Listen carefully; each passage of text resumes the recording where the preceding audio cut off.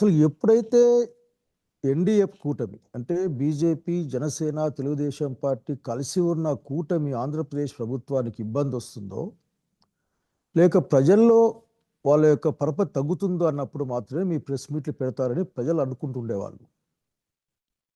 కానీ నిన్న నాకు అట్లే అనిపించింది.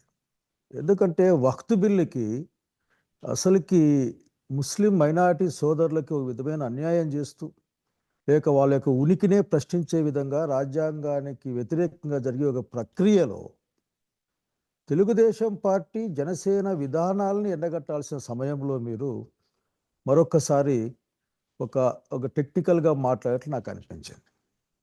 అట్లా మాట్లాడుతూనే మీరు ఒక 2-3 అంశాలని నా నా అంశంతో సహా ఒక 2-3 అంశాలను మీరు తడిమారు. అట్లా నాకు అనిపిస్తుంది, బాబు గారి ప్రభుత్వం ఏదైనా కొద్ది ఇబ్బందుల్లో ఉంటే మీరు ఏమైనా ముందుకు వస్తారా అని ప్రజలు అనుకుంటున్న నిజమేనేమో అనిపిస్తుంది నాకు. ఎందుకంటే తిరుపతి లడ్డు విషయం కావచ్చు, మన విజయవాడ వరదలు కావచ్చు, నిన్న కావచ్చు, అనేక అంశాలకి సూపర్ 6 అంశాలు వచ్చినప్పుడు కావచ్చు, మీ యొక్క గొంతు అంత గట్టిగా ప్రభుత్వానికి వ్యతిరేకంగా ఉండదు. ప్రతిపక్షానికి అంటే వైఎస్ఆర్సీపీ ఇంకో మాట చెప్పాల్సి మీ అన్నగారి పైన ఉన్నంత గట్టిగా ఉండదు. ఇప్పటికే అట్లా ఒక రన్నింగ్ కామెంట్ పాస్ చేసేట్లు అనిపిస్తుంది. ఆ ఇష్యూ నుంచి డైవర్ట్ చేయడం కోసమే പക്ഷെ చూసే వాళ్ళకి ఇబ్బందిగా ఉంది అది.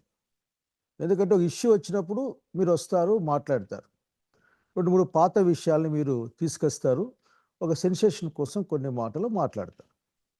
నేను రాజశేఖర్ బిడ్డగా కూడా మిమ్మల్ని కోరుకుంటా ఉన్నా, ఆలోచించండి మీరు ఏం చేస్తూ ఉన్నారు. ఒక రాజకీయ పార్టీకి నాయకురాలిగా ప్రతిపక్షాలని ఐక్యం చేసుకోవడం, సెక్యులర్ వ్యవస్థల్ని ఐక్యం చేసుకోవడం, ముందుకెళ్ళడం అన్నది కదా ఈరోజు రాజకీయ కర్తవ్యం. అట్లా కాకుండా ప్రభుత్వానికి ఒకట్లా జార్దే మసగటరే జార్దే వేసేసి ప్రతిపక్షం మీద మీరు విరుచుకుపడ్డం మాత్రం నాకు ఆశ్చర్యంగా ఉంటుంది. మీరన్న మాటలకే వద్దాం. నిన్న మీ ప్రెస్ మీట్లో వివేకమన్న మరణం వెనుక మేమే ఉన్నామని సాక్షులు చెప్పడం, అప్రూవర్లుగా మారడం, వాళ్ళు బయట తిరగడం చూస్తూ ఉన్నాం. అట్లాగే ఈరోజు అధికారంలో ఉన్న పార్టీలు అధికారంలోకి వచ్చి కూడా సంవత్సరం అయింది. నిన్నటికి మొన్న వివేకమన్న పిఏ కృష్ణారెడ్డి గారు కూడా నన్ను చాలా ఇబ్బంది పెడతా ఉన్నారు, అసలు నన్ను తప్పుడు మాటలు చెప్పమని సాక్ష్యాలు చెప్పమని చెప్పారు అని ప్రత్యక్షంగా ప్రకటించారు. అది కూడా మీరు గమనించలేదా? సో మీరు అడిగేది ఒక్కటే, చట్టం ఉంది, ఒక నిష్పక్షపాతమైన విచారణ జరగాలి అని కోరుకోవడంలో తప్పేం లేదు. అట్లా కాకుండా మనకు మనమే నిందితుల్ని నేరస్తులుగా మార్చే ప్రయత్నం మాత్రం మంచిది కాదని నాకున్న అభిప్రాయం. అట్లాగే మీరు ఇంకా అనేక అంశాలు ఎప్పుడైతే ఇబ్బంది వస్తుందో, ఇబ్బంది వచ్చినప్పుడు ఆ మిథున్ రెడ్డి గారిను లేక అవినాష్ రెడ్డి గారిను మీరు ఒక విధంగా అట్లా కార్లు చేసే ప్రయత్నం చేస్తారు. ఇవన్నీ కూడా అసలు కరెక్ట్ కాదండి. ఎందుకంటే నేను మిమ్మల్ని అసలు ఇట్లా మాట్లాడాల్సి వస్తుందని అనుకోలే. మీరు ఇంకో మాట మాట్లాడుతూ ఇంకో మాట మాట్లాడారు. ఏం మాట్లాడారంటే, నా గురించి మాట్లాడుతూ అక్కడ అధికారం లేదు, డబ్బులే ఉన్నాయి, డబ్బుల కోసం పోయాడేమో శైలజనాథ్ అని చెప్పారు మీరు. నేను చాలా బాధపడ్డాను. అసలు ఇటువంటి మాట వినిపించాల్సి వస్తుందని అనుకోలే ఎప్పుడు కూడా. అక్కడికి నా చాలామంది సన్నిహితులు నాకు ఫోన్ చేసి ఈ విధంగా మాట్లాడుతూ ఉన్నారు. ఏంటంటే, షర్మిల గారు తెలంగాణలో పార్టీ పెట్టారు కదా, అట్లాగే మూసేశారు కదా, తెలంగాణ కాంగ్రెస్ పార్టీలో పనిచేద్దాం అనుకున్నారు కదా, మరి ఆంధ్ర కాంగ్రెస్ పార్టీకి వచ్చారు కదా, మరి దీని వెనక డబ్బులు వ్యవహారం ఏమైనా ఉందా అనే విషయంగా మాట్లాడారు. ఎందుకంటే మీరు డైరెక్ట్గా డబ్బుల విషయం మాట్లాడారు కాబట్టి. నేను ఒక మాట చెప్పాలనుకుంటా ఉన్నా, రాజకీయాలంటే డబ్బులు కాదు, రాజకీయాలంటే అధికారం కాదు, రాజకీయం అనేది ఒక ఫిలాసఫీ. ఈరోజు ఎన్డీఏ ప్రభుత్వాలకు వ్యతిరేకంగా, అట్లాగే వాటి యొక్క భావజాలానికి వ్యతిరేకంగా నిలబడాలనుకునే అలాంటి వాళ్ళు ఉంటారు. దీన్ని మీరు అసలు మాట్లాడడమే అనవసరం, కానీ మీరు మాట్లాడే ప్రయత్నం చేశారు. అరే మీకు అసలుకి ఈ డబ్బు భాష తప్ప ఇంకో భాష మీకు తెలీదా? ఎప్పుడు మాట్లాడినా డబ్బులు డబ్బులు డబ్బులు అనే మాట్లాడుతూ ఉంటారు. ఇది కరెక్ట్ కాదని నా సలహా ఇది. అంతేగాని జనం మాట్లాడుకునే విధంగా.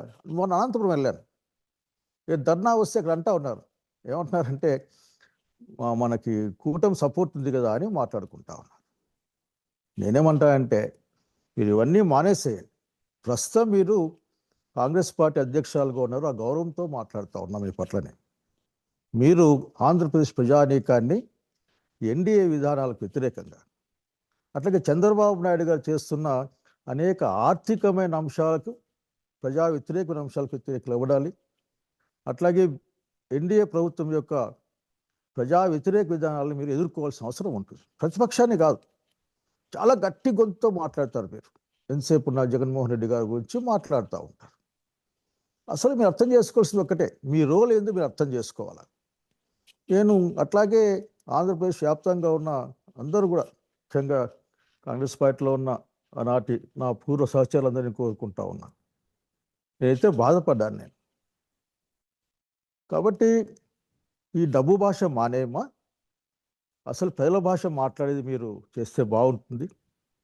మీరు ఎప్పుడు వచ్చినా సరే విజయవాడకు అదేదో ప్రభుత్వాన్ని విమర్శించడం కాకుండా ప్రతిపక్షాన్ని విమర్శించే కార్యక్రమానికి వస్తారని ప్రజలే మాట్లాడుకుంటా ఉన్నారు. నాకు తెలిసిన వాళ్ళు కూడా మీ దగ్గర ఉన్న వాళ్ళు మాట్లాడుకుంటా ఉన్నారు. ఇది ఎవరికీ మంచిది కాదు.